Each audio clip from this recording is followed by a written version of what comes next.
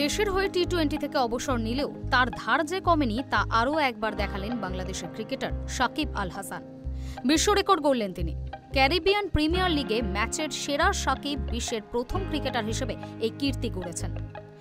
Caribbean Premier লিগে Antigua and Barbuda ফ্যালকনসের হয়ে খেলেছেন Shakib. Saint Kitts and Nevis প্যাট্রিয়টসের বিরুদ্ধে বল হাতে 2 ওভারে 11 রান দিয়ে 3 উইকেট নিয়েছেন সাকিব। পরে রান তাড়া করতে নেমে 18 বলে 25 রান করেন তারা। 2 বল বাকি থাকতে 137 রান তাড়া করে জেতে ফ্যালকনস। ম্যাচের সেরা হন সাকিব। এই ম্যাচে 3 উইকেট নেওয়ার ফলে টি-20তে সব মিলিয়ে 500 উইকেট হল তার। সাকিব বিশ্বের পঞ্চম বোলার হিসেবে টি-20তে 500 বা তার বেশি উইকেট নিয়েছেন।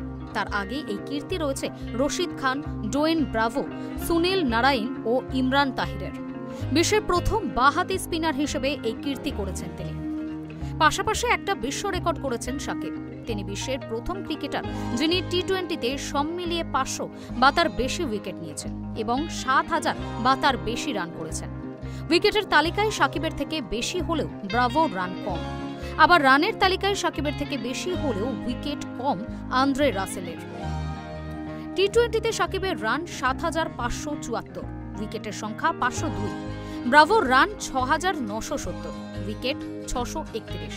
আবার রাসেল 9361 রান করলেও 487 উইকেট নিয়েছেন। যা পরিস্থিতি তাতে সাকিবের পর 500 বা তার বেশি উইকেট ও 7000 বা তার বেশি রানের মালিক রাসেলই হবেন, কারণ এখনও টি-20 খেলছেন তিনি।